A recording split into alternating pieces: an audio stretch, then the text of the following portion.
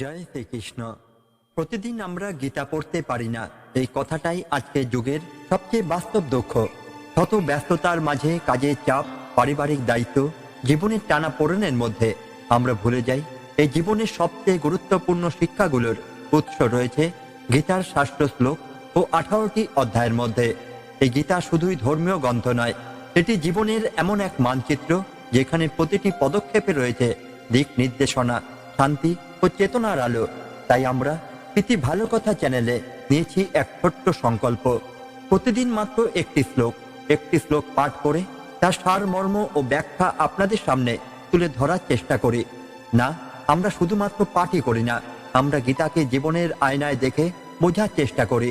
আজকের এই পর্বে আমরা প্রবেশ করব গীতার প্রথম অধ্যায় অর্জুন বিষাদ যোগের ৮ম শ্লোকে। এটি কেবল একটি নামের তালিকা নয়, বরং এক বিপুল রাজনৈতিক ও কৌশলগত চিত্র, যেখানে লুকিয়ে আছে দুর্যোধনের অন্তর্মুখী ভয়, অসহায় আত্মবিশ্বাস এবং মহাভারতের ঘন ঘোর মেঘ। ভবান ভীষ্মর্চ কৃপশ্চ সমিতিঞ্জয় অশ্বত্থামা বিকর্ণশ্চ সমদত্তিস্তৈব চ। আপনার মতো আরও রয়েছেন ভীষ্ম, কর্ণ, কৃপাচার্য, সমরজয়ী অশ্বত্থামা, বিকর্ণ এবং সোমদত্ত অর্থাৎ ভূরিশ্রবা। এই শ্লোকটি প্রথম দৃষ্টিতে শুধুই দুর্যোধনের নিজের সেনাপতির পরিচয় তুলে ধরার মতো মনে হতে পারে, কিন্তু আসলে এর প্রতিটি নামের পেছনে আছে কাহিনী, ইতিহাস, সম্পর্ক এবং সবচেয়ে বড় কথা মনস্তত্ত্ব। ভবান ও ভীষ্মশ্চ কর্ণ অর্থাৎ দুর্যোধন এখানে যার নাম নিচ্ছেন তারা প্রত্যেকেই এক একজন অপরাজয় যোদ্ধা। তবুও লক্ষ্য করুন, তিনি প্রথমে দ্রোণাচার্যের প্রতি সম্বোধন করছেন। এটি কেবল সম্মান নয়, বরং একটি আশ্বাস পাওয়ার চেষ্টা। তিনি যেন বলতে চাইছেন, আপনার মতো যদি থাকেন ভীষ্ম, কর্ণ, কৃপাচার্য, তবে আমি ভয় পাই কেন? কিন্তু বাস্তবে দুর্যোধনের মনোজগৎ তখন আতঙ্কে ভরা। আত্মবিশ্বাসের আড়ালে এক গভীর অস্থিরতা কাজ করছে, কারণ তিনি জানেন কৌরব পক্ষের অনেকেই মনে মনে ধৃতরাষ্ট্রের আদর্শ বা দুর্যোধনের সিদ্ধান্তের প্রতি একনিষ্ঠ নন। এই শ্লোকের মধ্যে আমরা যদি মহাভারতের ছায়া দেখি, তাহলে বুঝতে পারি দুর্যোধনের নেতৃত্বে সীমাবদ্ধতা কি ছিল। ভীষ্ম, যিনি কুরু বংশের প্রধান, কিন্তু মন থেকে কখনোই পাণ্ডব বিরোধী ছিলেন না। কর্ণ, দুর্যোধনের ঘনিষ্ঠ বন্ধু, কিন্তু তার নিজের অপমানজনিত ক্ষোভই ছিল মূল চালক, আদর্শ নয়। অশ্বত্থামা ছিলেন দুঃশাসনের মতো, যে ছিল ভয়ানক রাগী, কিন্তু দুর্যোধনের প্রতি ছিল মিশ্র অনুভূতি। ভূরিশ্রবা, বিকর্ণ, এমন অনেকে যারা শেষ মুহূর্তে দুর্যোধনের আদর্শের বিরোধিতা করেছিলেন। জীবনের সঙ্গে যোগ হলো, আজকে সমাজেও এমন অনেক মানুষ আছে যারা নিজের চারপাশে বিশ্বস্ত মানুষ রাখে, কিন্তু সেই সম্পর্কগুলো শুধু বাহ্যিক। আসল সংকটে বোঝা যায় কে সত্যিই পাশে থাকবে আর কে সরে যাবে।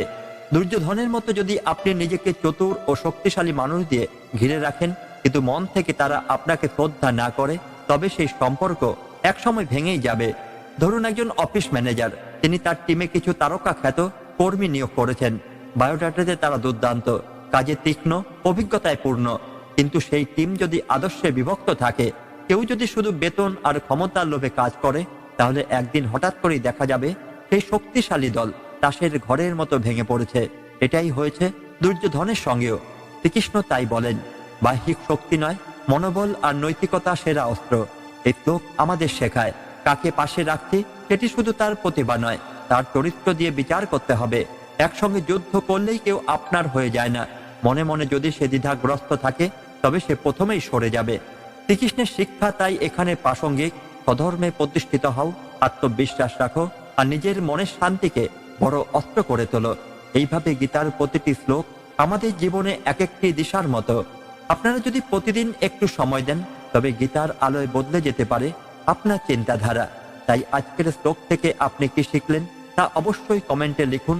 আর হ্যাঁ, কমেন্টে জয় শ্রীকৃষ্ণ লিখতে ভুলবেন না। গীতার এই ৮ম শ্লোক হল, ভবান ভীষ্মশ্চ কর্ণ কৃপশ্চ সমিতিঞ্জয় অশ্বত্থামা বিকর্ণশ্চ সমদত্তস্তৈব চ। প্রথমে দেখলে মনে হয় এটি শুধুই যোদ্ধাদের একটি তালিকা, কিন্তু গীতার প্রতিটি শব্দ যেন এক একটি জীবনের গোপন সংকেত, এক একটি অন্তর্জগতে প্রবেশের দরজা। এখানে দুর্যোধন যে ব্যক্তিদের নাম নিয়েছেন, তারা কেবল সেনাপতি নন, তারা হলেন তার আত্মবিশ্বাসের স্তম্ভ, আবার একই সাথে তার মনের আশঙ্কার প্রতিচ্ছবি। চলুন একে একে সেই নামগুলোর অন্তর্নিহিত তাৎপর্য ও তাদের আচরণের মাধ্যমে জীবনের গভীর পাঠ তুলে ধরা যাক। ভীষ্ম হলেন ত্যাগের প্রতীক, কিন্তু মনের দ্বন্দ্বে বিভ্রান্ত। ভীষ্ম পিতামহ একদিকে মহারথী, অন্যদিকে নৈতিকতার দ্বার রক্ষক। তিনি জানেন যুদ্ধ অনৈতিক, পাণ্ডবরা সৎ, তবু কৌরবদের পক্ষে তিনি যুদ্ধ করেছেন, কারণ প্রতিজ্ঞা, রাজাকে রক্ষা করা শপথ। এখানেই আসে জীবনের প্রথম বড় শিক্ষা। প্রতিজ্ঞা যদি সত্যের বিপক্ষে যায় তবে তা আর পবিত্রই থাকে না। আমরা অনেকেই এমন প্রতিজ্ঞা করি পরিবারের জন্য, কাজের জন্য, কিন্তু কখনো কখনো তা অন্যায়ের সঙ্গে আমাদের যুক্ত করে ফেলে। ভীষ্ম ছিলেন প্রাণহীন কর্তব্যের প্রতিমূর্তি। তিনি নিজের নীতির সাথে সত্যের সংঘর্ষে পিষে যান। এমন অনেকেই আছেন যারা ডিউটি পালনে এতটাই অন্ধ যে তারা ভুলে যান সত্য, সহানুভূতি, আদর্শ সবকিছুর ওপরে। মহাভারতে দেখা যায় পাণ্ডবদের প্রতি মমতা থাকা সত্ত্বেও ভীষ্ম চুপ ছিলেন। এই নির্বাক সত্যব্রত আজকে সমাজেও প্রচুর দেখা যায়। অন্যায় দেখে মুখ না খুলে থাকা, অথচ নিজেকে নৈতিক ভাবা। কর্ণ অসম্মানিত প্রতিভার রূপ, যার বিষ দাঁত হয়ে ওঠে অহংকার। কর্ণের চরিত্র সবচেয়ে ট্র্যাজিক। এক মহান যোদ্ধা, তার প্রতিভা অস্বীকার করা হয়েছে জন্ম থেকেই। রাজ্য, পরিচয়, ভালোবাসা কিছুই পাননি। তার মধ্যে জন্মে এক বিষ, এক বেদনা, যা তাকে একসময় দুর্যোধনের ছায়ায় নিয়ে যায়। এখানেও এক গভীর জীবন পাঠ হলো, কখনো কারো অহংকে আশ্রয় নিও না শুধু সম্মানের লোভে। দুর্যোধন কর্ণকে সম্মান দেন, রাজা করেন, কিন্তু সেই সম্পর্কটা ভালোবাসার নয়, স্বার্থের। দুর্যোধনের জন্য কর্ণ হয়ে যান কৌশলের যন্ত্র, আর কর্ণ হয়ে পড়েন প্রতিশোধের পিপাসায় বিভ্রান্ত এক বীর। আজকে সমাজেও এমন বহু মানুষ আছে যাদের প্রতিভা আছে, কিন্তু বঞ্চনার অভিজ্ঞতা তাদের নেতিবাচক পথে নিয়ে যায়। কর্ণ আমাদের শেখান, যদি তুমি ভালো না পাও, সম্মান না পাও, তবু নিজের আদর্শ ছেড়ো না, কারণ একদিন সেই আদর্শই তোমার সত্যিকারের পরিচয় হয়ে দাঁড়াবে। কৃপাচার্য জ্ঞানের অভিভাবক, কিন্তু নিরপেক্ষতা হারিয়ে ফেলা এক চরিত্র। কৃপাচার্য ছিলেন এক জ্ঞানী, ধৈর্যশীল ব্রাহ্মণ ও শিক্ষক। তবে তিনিও দুর্যোধনের পক্ষে যুদ্ধ করেন। কেন? কারণ সম্পর্ক, রাজনীতির চাপে আদর্শের স্বর হারিয়ে গিয়েছিল। তিনি জানতেন পাণ্ডবরা ন্যায়ের পথে, তবু তিনি চুপ ছিলেন, লড়লেন কৌরব পক্ষে। আজকে শিক্ষকদের জন্য, জ্ঞানীদের জন্য কৃপাচার্য হলেন এক সতর্ক বার্তা। শিক্ষক হওয়া মানে শুধু পড়ানো নয়, অন্যায়কে চ্যালেঞ্জ করাও শিক্ষকতার অংশ। অশ্বত্থামা প্রতিহিংসার আগুনে পুড়ে যাওয়া এক আত্মা। দ্রোণাচার্যের পুত্র অশ্বত্থামা ছিলেন প্রচণ্ড প্রতিভাবান, কিন্তু সহজেই ক্রোধান্বিত। যুদ্ধ শেষে তার প্রতিশোধের আগুন এতটাই অন্ধ হয়ে যায় যে তিনি রাতে ঘুমন্ত পাণ্ডব সন্তানদের হত্যা করেন। এখানেই শিক্ষা, ক্রোধ যখন যুক্তি হারায় তখন সে নিজের সত্তাকে ধ্বংস করে ফেলে। অশ্বত্থামার মতোই অনেকেই আছেন যারা জীবনের কোনো ক্ষতের বদলা নিতে গিয়ে নিজের মানবিকতা হারিয়ে ফেলেন। বিকর্ণ সৎ আত্মা, কিন্তু দলছুট বোধের প্রতিনিধি। বিকর্ণ একমাত্র কৌরব যিনি সভায় দ্রৌপদীর অপমানের সময় সরাসরি প্রতিবাদ করেছিলেন, তবু যুদ্ধের সময় তিনি কৌরব পক্ষেই দাঁড়ান। এখানে একটি গুরুত্বপূর্ণ মনস্তাত্ত্বিক সত্য উঠে আসে। আপনি যা বিশ্বাস করেন সবসময় তার পক্ষে দাঁড়াতে সাহস থাকতে হবে। ভয়, পারিবারিক চাপ বা কর্তব্যের অজুহাতে যদি কেউ সত্যের বিপক্ষে দাঁড়ায়, তবে তার ভেতরের মানবিকতাও একদিন মরে যায়। সোমদত্তি অর্থাৎ ভূরিশ্রবা, প্রতিহিংসা ও অহংকার নিঃশেষ রূপ। ভূরিশ্রবা একজন প্রাজ্ঞ যোদ্ধা, কিন্তু তার মৃত্যু হয় অস্ত্র ফেলে দেওয়ার পরেও, কারণ তিনি একটি অহংকার ও পুরনো শত্রুতার বলি হন। এখানেই শিখে, যখন তুমি ক্ষতি করো অহংকার থেকে, তখন তা ন্যায়সঙ্গত প্রতিশোধ নয়, বরং নিজের পতনের সূচনা। এই একটি মাত্র শ্লোক ভবান ও ভীষ্মশ্চ কর্ণ আমাদের শিখিয়ে দেয় যে বাহ্যিক শক্তি নয়, মন ও আত্মার ভেতরে থাকা নৈতিক শক্তি মানুষের আসল পরিচয়। এই শ্লোকের মাধ্যমে আমরা বুঝি কে পাশে আছে সেটি মুখ্য নয়, কেন সে পাশে আছে সেটিই গুরুত্বপূর্ণ। দলে বড় নাম থাকলেই দল শক্তিশালী হয় না, যদি তারা মনের দিক থেকে বিভক্ত থাকে। আজকে সমাজে যদি আপনি নেতা হন বা পরিবারের কর্তা, এই শ্লোক আপনাকে শেখাবে কিভাবে মানুষের মন বোঝা যায়, কিভাবে সঠিক সহচর বেছে নিতে হয়। প্রথমে দেখা যায় দুর্যোধন যেন আত্মবিশ্বাসী, এত মহারথী তার পাশে, কিন্তু খুব গভীরে গেলে দেখা যায় সে এক বিষণ্ণ, উদ্বিগ্ন মন নিয়ে গুণগান করছে। তার মুখে প্রশংসা, কিন্তু হৃদয়ে অস্থিরতা। ভাবুন তো, যদি কারো নিজের প্রতি আত্মবিশ্বাস থাকে, সে কি এভাবে বারবার অন্যদের নাম করে নিজেকে সান্ত্বনা দেয়? গীতা আমাদের শেখায় যে নিজের মনকে জয় করতে পারেনি, তার বাহ্যিক শক্তি কোনো কাজেই আসে না। এখানে দুর্যোধন নিজেই নিজের অন্তর্দ্বন্দ্বের মুখোমুখি। তার ভয় অর্জুন, তার অসহায়তা ধর্ম, তার বিভ্রান্তি আত্মীয়তা। তাই সে একে একে নাম করে মনে মনে বলছে, হ্যাঁ, আমার পাশে ভীষ্ম আছেন, কর্ণ আছেন, আমি একা নই। এ এক মানসিক সেলফ কনসোলেশন, নিজের ভেতরের ভয়কে শান্ত করার চেষ্টা। ভীষ্ম, কর্ণ, কৃপাচার্য, অশ্বত্থামা, বিকর্ণ, সোমদত্তি সম্মিলিত চরিত্র বিশ্লেষণ। এদের যদি একটি দৃষ্টিতে দেখে তাহলে তারা হলো দুর্যোধনের আশ্রয়, কিন্তু সেই আশ্রয় এক একটা মানসিক বিভ্রম। ভীষ্ম হলো কর্তব্যবোধে বন্দী, কর্ণ হলো বঞ্চনার প্রতিশোধে অন্ধ, কৃপাচার্য হলেন নিরপেক্ষতা হারানো জ্ঞানী, অশ্বত্থামা প্রতিশোধ প্রবণ, বিকর্ণ সৎ কিন্তু দুর্বল, সোমদত্তি গর্ব ও পুরনো দুঃখে জর্জরিত। এই চরিত্রগুলো আসলে দুর্যোধনের জীবনের এক একটা ভাঙাচোরা স্তম্ভ, যাদের উপর দাঁড়িয়ে সে যুদ্ধ করতে যাচ্ছে, কিন্তু ভেতরে ভেতরে জানে এরা কেউই পূর্ণ সৎ নন। এই শ্লোকটি কেবল নামের তালিকা নয়, এটি আমাদের শেখায় তুমি যাদের উপর নির্ভর করছো তারা আদৌ তোমার জন্য কতটা উপযুক্ত। আজ আমরা জীবনের দল গড়ি, পরিবার, বন্ধু বান্ধব, কর্মস্থল, রাজনীতি, কিন্তু সেই দলের মানুষগুলো যদি নিজেদেরই দ্বন্দ্বে ভোগে তাহলে সে দল বড় হলেও শক্তিশালী হয় না।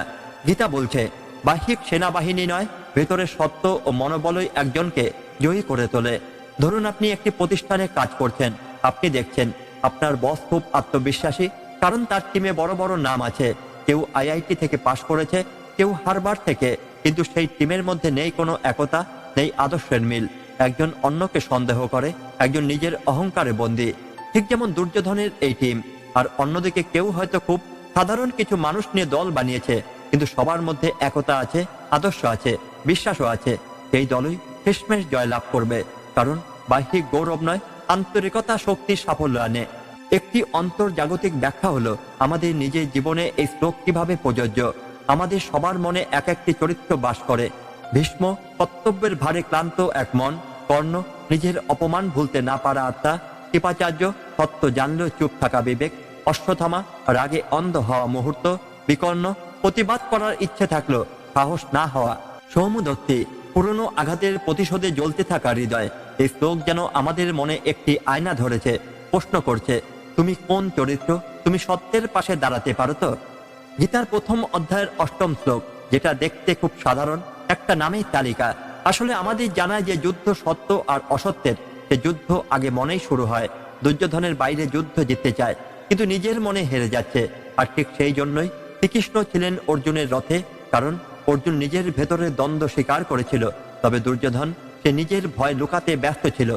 আপনার জীবনের এই শিক্ষা কিভাবে কাজে লাগবে? যদি আপনি কোনো বড় সিদ্ধান্ত নিচ্ছেন, দেখুন আপনার পাশে যারা আছেন তারা আদর্শবান কিনা। যদি মনে দ্বন্দ্ব থাকে, অস্বীকার করবেন না, বরং গ্রহণ করুন। মনে রাখবেন বাহ্যিক সাফল্য ক্ষণস্থায়ী, কিন্তু ভেতরের শুদ্ধতা আপনাকে চিরন্তন শক্তি দেবে। এই শ্লোকের বাহ্যিক অর্থ সহজ। দুর্যোধন তার সৈন্যদের গুরুত্বপূর্ণ নেতাদের নাম জানাচ্ছে, কিন্তু আসল শিক্ষা গীতার মতো মহাগ্রন্থে কখনোই শুধুমাত্র বাহ্যিক হয় না। এই শ্লোকটি একটা ভীষণ গভীর মনস্তাত্ত্বিক, নৈতিক এবং আধ্যাত্মিক প্রশ্ন তুলে ধরে। একটি গোপন মনস্তত্ত্ব হলো তুমি কাকে নেতৃত্ব দিচ্ছ। শ্লোকের মধ্যে দুর্যোধন যখন বলে নায়কা মম সৈন্যস্য, তখন সে নিজেকে দেখাচ্ছে আর সৈন্যদের নেতা হিসাবে। কিন্তু প্রশ্ন হলো একজন নেতা কিভাবে নেতা হয়? নেতৃত্ব মানে শুধু সামনে দাঁড়ানো নয়, নেতৃত্ব মানে সাহস, সত্য ও মূল্যবোধে দাঁড়িয়ে অন্যদের পথ দেখানো। এই জায়গায় দুর্যোধনের নেতৃত্ব একদম ভুল পথে।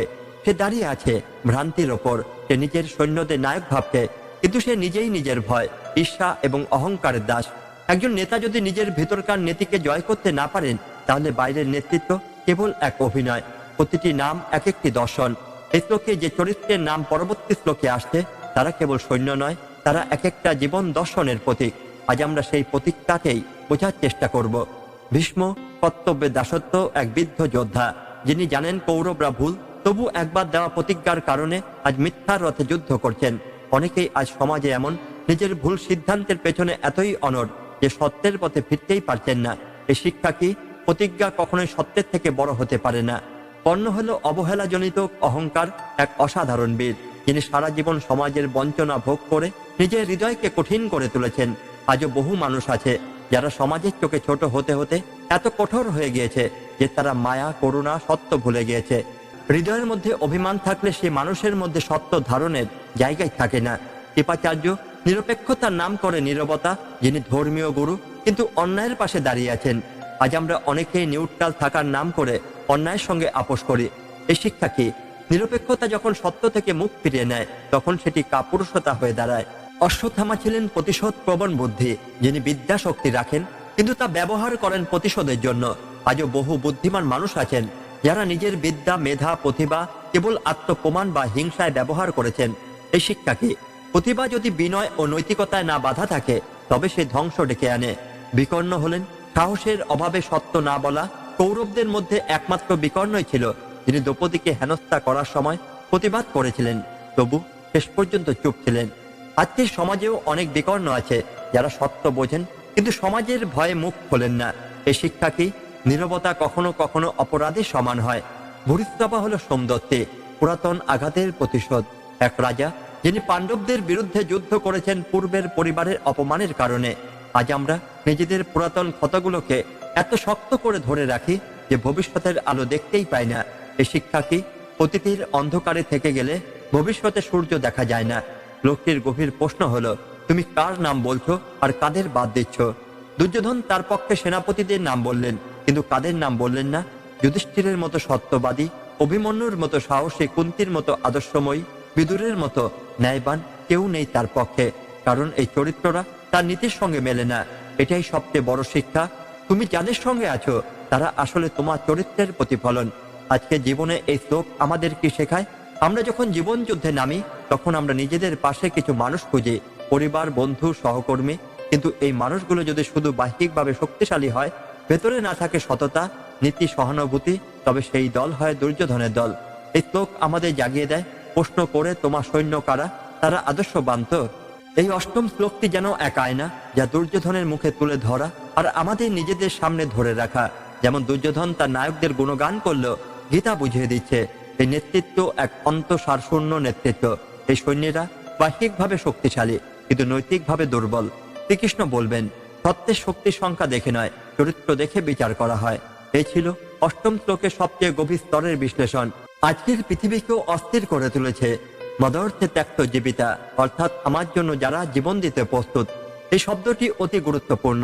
দুর্যোধন বলছে, আমার স্বার্থে, অর্থাৎ ব্যক্তিগত জেদ, প্রতিশোধ, অহংকার রক্ষাতে সে মানুষদের ব্যবহার করছে। আর আশ্চর্যের বিষয় হলো, এত মানুষও তাতে রাজি। প্রশ্ন জাগে, কেন কেন তারা রাজি এই আত্মবলিদানে? কারণ তারা একে বীরত্ব ভাবছে। কিন্তু এখানে একটি বিপজ্জনক সত্য লুকিয়ে আছে। সব আত্মত্যাগ মহৎ নয়। কেউ যদি এক অহংকারী স্বার্থে জীবন দেয়, তা কোনো গৌরব নয়, সেটা হতে পারে অন্ধ আনুগত্য অথবা নৈতিক দুর্বলতা। এই শ্লোক আজকের সমাজে কিভাবে প্রতিফলিত হয়? আজকের যুগেও কত মানুষ আছে যারা রাজনৈতিক নেতার জন্য গলা ফাটায়, কিন্তু নিজের মা বাবার চিৎকারের জন্য টাকাই রাখে না। মিথ্যা প্রভাবশালী মানুষের পেছনে দৌড়ায়, অথচ সত্যবাদী বন্ধুদের পরিত্যাগ করে। সোশ্যাল মিডিয়ায় কারো অন্ধ ভক্ত হয়ে যায়, অথচ নিজের বিবেকের কাছে প্রশ্নই করে না। এরকম মানুষরা দুর্যোধনের সৈন্য, যারা মদত্বে নিজেকে বিসর্জন দেয়। নানা শস্ত্র প্রহরণা, অর্থাৎ বিভিন্ন অস্ত্রে সুদক্ষ। এই অংশ একটা গভীর মানে আছে। এইসব যোদ্ধা শুধু সাহসী নয়, তারা দক্ষ। তাদের হাতে রয়েছে নানা ধরনের অস্ত্র, অনেক রণকৌশল, অনেক শিক্ষা। তবু প্রশ্ন জাগে, তারা এই দক্ষতা কি কাজে লাগাচ্ছে? ধর্মের পক্ষে, ন্যায়ের পক্ষে, নাকি এক অহংকারী রাজপুত্রের রোষ সামলাতে? আজও বহু শিক্ষিত প্রতিভাবান মানুষ নিজের মেধা, শক্তি, স্কিল ব্যবহার করছে শুধুমাত্র অন্যকে ছোট করতে, প্রতিদ্বন্দ্বীর পেছনে লাগতে, নিজের ক্ষমতা প্রদর্শনে। সেটাই নানা শস্ত্র প্রহরণার ভুল ব্যবহার। দ্রোণাচার্য ও বিদুরের অবস্থান হলো, দ্রোণাচার্য দুর্যোধনের পক্ষে ছিলেন, বিদুর ছিলেন সত্যপন্থী, কিন্তু যুদ্ধক্ষেত্রে ছিলেন না। বিদুর জানতেন এই যুদ্ধ ধর্মের জন্য নয়, এটি অহংকার ও লোভের সংঘর্ষ, তাই তিনি নিজেকে দূরে রেখেছিলেন। আজ আমাদের নিজেকে জিজ্ঞাসা করতে হবে, আমি কি সত্যের পক্ষে অস্ত্র ধারণ করছি, নাকি দুর্যোধনের পাশে দণ্ডায়মান? নেতা বনতে চাওয়া, ভারতের নেতৃত্ব দেওয়া। এত্বকে দুর্যোধন এমন এক নেতার মতো বলছে, যার পেছনে বহু দক্ষ যোদ্ধা দাঁড়িয়ে, কিন্তু সে কখনো বোঝে না এই নেতৃত্ব কেবল বাহ্যিক। সত্যিকারের নেতৃত্বের ভিত্তি হলো নীতি, আত্মসংযোগ এবং অন্যের কল্যাণ। যে নেতৃত্ব অন্যদের জীবন বলিদানে খুঁজে নেয়, তা বেশি দিন টেকে না। মহাভারতের গল্প অশ্বত্থামার এক ভুল সিদ্ধান্ত। শ্রীকৃষ্ণ যখন পাণ্ডবদের পক্ষে থাকেন, তখন পাণ্ডবরা সংখ্যায় কম ছিল, কিন্তু তাদের নীতির ওপর আস্থা ছিল। যুদ্ধে পিতামহ ভীষ্ম পতিত হন, দ্রোণ মরে যান। অশ্বত্থামা একজন পরাক্রমশালী যোদ্ধা রাতের অন্ধকারে পাণ্ডবদের সন্তানদের হত্যা করে। এক ভুল সিদ্ধান্ত, এক প্রতিশোধ, যা ন্যায় থেকে দূরে সরে গিয়ে কেবল ধ্বংসই ডেকে আনে। আজও কত মানুষ আছেন যারা কারো কথায় বা ক্রোধে ভর করে জীবনে বড় ভুল সিদ্ধান্ত নেন। এই শ্লোক যেন বলে, ক্ষমতা, স্কিল, সাহস, এগুলোর ওপরে লাগে নৈতিকতা, তা না হলে তুমি অশ্বত্থামা হয়ে যাবে। আজকে জীবনের শিক্ষা হলো, এক, তুমি কাকে অনুসরণ করছো, তাদের উদ্দেশ্য সত্য না শুধু শক্তি? দুই, তোমার জ্ঞান ও দক্ষতা কোথায় ব্যবহার করেছো? অন্যকে সাহায্য করতে, নাকি নিজের অহংকারের পেছনে? তুমি কার জন্য জীবন বিসর্জন দিচ্ছ? তাদের হৃদয়ে আছে নৈতিকতা? তুমি সত্যের জন্য লড়ছো, না নিজের জেদ পূরণের শেষ কথা? এই শ্লোক এক প্রশ্ন করে যায়, তুমি জীবনের যুদ্ধে কোথায় দাঁড়িয়ে আছো? শ্রীকৃষ্ণ ছিলেন পাণ্ডবদের সারথি, তার হাতে ছিল না অস্ত্র, কিন্তু তার নীতির আলোতে শত অস্ত্রধারীদেরও পরাজিত করা গিয়েছিল। জীবনে সত্যকে সারথি করো, শক্তি নিজেই আসবে। অহংকারের যুদ্ধে জয় নয়, রীতির যুদ্ধে সত্যি বীর হও। ভীষ্মের মুখোমুখি অর্জুন, শক্তি বনাম নৈতিকতা। মহাভারতের যুদ্ধে নবম দিবস, পাণ্ডবদের অবস্থা সংকটজনক। কুরুপক্ষের প্রধান সেনাপতি ভীষ্ম, দুর্যোধনের অন্যতম শক্তিশালী স্তম্ভ, অবিনাশী, অজেয়, অপরাজয়। দুর্যোধনের গর্ব ছিল, ভীষ্ম আছেন, কৃপা আছেন, কর্ণ আসছেন, অশ্বত্থামা আছেন, আমি অজেয়। কিন্তু কে ছিল সেই মানুষ যার হাতে এই দুর্জয় ভীষ্ম পতিত হলেন? অর্জুন। কিভাবে সম্ভব হলো এই অসম্ভব কাজ? ভীষ্ম ছিলেন একজন ব্রহ্মচারী, সর্বশ্রেষ্ঠ ধনুর্বিদ, একজন ধর্মজ্ঞ, কিন্তু তিনি একটি ভুল করেছিলেন। তিনি অধর্মের পক্ষে যুদ্ধ করেছিলেন। তিনি কুরুদের প্রতি তার অন্ধ আনুগত্যের কারণে পাণ্ডবদের বিরুদ্ধে অস্ত্র ধরেছেন। দুর্যোধনের এই অন্ধ আনুগত্যকেই শক্তি ভেবেছিল। সে ভেবেছিল, যতদিন ভীষ্ম আছেন আমি অজেয়। কিন্তু কুরুক্ষেত্রে সত্য অন্য কিছু বলছিল। যে শক্তি নিজের বিবেকের বিরুদ্ধে যায় তা বেশি দিন টেকে না। ভীষ্ম নিজেও জানতেন, পাণ্ডবরা ধর্মপন্থী, শ্রীকৃষ্ণ যে পক্ষে নিয়েছেন সেটাই সত্যের দিক। তবু তিনি রাজা বিরাটের কন্যা আম্বার সঙ্গে হওয়া অবিচারের ফলস্বরূপ দুর্যোধনের পক্ষ নেন। শ্রীকৃষ্ণ জানতেন, ভীষ্মকে হারাতে হলে অস্ত্র নয়, নীতির কথা বলতে হবে। যুদ্ধ চলাকালে কৃষ্ণ বারবার বলেন, অর্জুন, ভীষ্মকে মারো। কিন্তু অর্জুন দ্বিধাগ্রস্ত। তিনি বলেন, আমি কিভাবে পিতামহকে, যিনি আমাকে অস্ত্র চালানো শিখিয়েছেন, তাকে আমি হত্যা করি? তখন শ্রীকৃষ্ণ নিজের রথ থেকে নামলেন, হাতে তুলে নিলেন একটি চক্র, চোখে ক্রোধ, কণ্ঠে বজ্রস্বরে বললেন, আজ যদি তুমি ধর্মের জন্য অস্ত্র না তোলো, তাহলে আমি নিজে এই লৌকিক নিয়ম ভঙ্গ করে ভীষ্মকে হত্যা করব। এই দৃশ্য দেখে অর্জুন শপথ নিলেন, আমি পিতামহকে আঘাত করব, যদি তা ধর্মের পথে হয়। ভীষ্মের পতন হলো, দুর্যোধনের ভরসা ভেঙে যায়। ভীষ্ম শায়িত হলেন সরসজ্জায়, কিন্তু তিনি জানতেন এটা তার পতন নয়, বরং মুক্তি। কিন্তু দুর্যোধনের জন্য এই ছিল তার প্রথম ধাক্কা। যাকে সে ভরসা করেছিল, সেই শক্তিমান ভীষ্ম সত্যের পাশে না দাঁড়িয়ে নিজে দুর্বল হয়ে পড়লেন। অশ্বত্থামা ও বিকর্ণের অন্তর্দ্বন্দ্ব হলো শক্তি কিন্তু দ্বিধাগ্রস্ত। অশ্বত্থামা ছিলেন প্রচন্ড পরাক্রমশালী। তিনি তার পিতা দ্রোণাচার্যের মৃত্যুর প্রতিশোধ নিতে চেয়েছিলেন, কিন্তু এই প্রতিশোধের আগুনে তিনি এক রাতে হত্যা করেন পাণ্ডব পক্ষের সব সন্তান। শিশুদের রক্তে প্রতিশোধ। এই কি সেই সমৃত্যুঞ্জয়, অর্থাৎ যুদ্ধজয়ী? না, এ শুধু রক্তের নেশা, যাকে দুর্যোধন গর্বে বলেছিল, মোর জন্য জীবন দিতে প্রস্তুত। আজকে জীবনের বাস্তবতা এই শ্লোক আমাদের শেখায় যে, সব শক্তিশালী লোক তোমার পক্ষে থাকলেই তুমি জিতবে না। ভীষ্ম, কর্ণ, অশ্বত্থামা কেউ দুর্যোধনের শেষ রক্ষা করতে পারেননি। ভরসা করো সেই লোকের ওপর যিনি নীতির পক্ষে। শ্রীকৃষ্ণ অস্ত্র হাতে না তুলে শুধু উপদেশ দিয়ে মহাযুদ্ধে দিশা পাল্টে দিলেন। তুমি কাদের সঙ্গে আছো? যদি তোমার চারপাশে শক্তিমান, বিদ্বান, বীর লোক থাকে, কিন্তু তারা অধর্মের পক্ষে, তাহলে একদিন তোমার পতন নিশ্চিত। তাই মনে রাখো, ভরসা করো শক্তির ওপরে নয়, ধর্মের ওপরে। নির্মাণ করো এমন জীবন যেখানে দুর্যোধনের গর্ব নয়, অর্জুনের নির্ভরতা থাকে। শক্তি নয়, সত্যই শেষ হাসি হাসে। এই মুহূর্তে আমাদের অন্তরের মধ্যে যদি একটু নীরবতা সৃষ্টি হয়, তাহলে শুনতে পাবো গীতার অষ্টম শ্লোক শুধু একখণ্ড ইতিহাসই নয়, এটি আসলে আমাদের প্রতিদিনের জীবনেরই একটি আয়না। আজ আমরা দেখলাম দুর্যোধন কিভাবে গর্ব ভরে নিজের সেনাপতিদের নাম করে আত্মবিশ্বাসের প্রদর্শন করলো, কিন্তু সেই আত্মবিশ্বাসের ভেতর ছিল এক গভীর শূন্যতা, কারণ সেই আত্মবিশ্বাস গড়ে উঠেছিল অধর্মের ভিত্তির ওপর। আজ আমরা শিখলাম, সবচেয়ে বড় ভুল তখনই হয় যখন আমরা শক্তিকে সত্য মনে করে ভুল পথে হাঁটি। যখন আমরা ভাবি আমার সঙ্গে অনেক ক্ষমতাশালী মানুষ আছে, আমি জিতব, কিন্তু ভুলে যাই ক্ষমতা নয়, নীতি শেষ পর্যন্ত রক্ষা করে আমাদের। ভীষ্ম ছিলেন দুর্যোধনের বড় ভরসা, কিন্তু তার নিজের ভেতরে চলছিল ধর্ম অধর্মের এক মহাযুদ্ধ। কর্ণ ছিলেন মহাবীর, কিন্তু জীবনভর এক ভুল বন্ধুত্বের শাস্তি পেতে হয়েছে তাকে। অশ্বত্থামা ছিলেন প্রলয়ঙ্কর শক্তিমান, কিন্তু আবেগে হারিয়ে গিয়ে এমন পাপ করলেন যা তার যশ, তপস্যা সবকিছু পুড়িয়ে দিল। তাহলে বলুন, এই বিজয়গুলো কি সত্যিকারের বিজয় ছিল? আজকের শ্লোক আমাদের মনে করিয়ে দেয়, কখনো কখনো জীবন আমাদের সামনে অনেক বড় বড় নাম, প্রতিশ্রুতি আর প্রভাবশালী ব্যক্তিরা এনে দাঁড় করায়।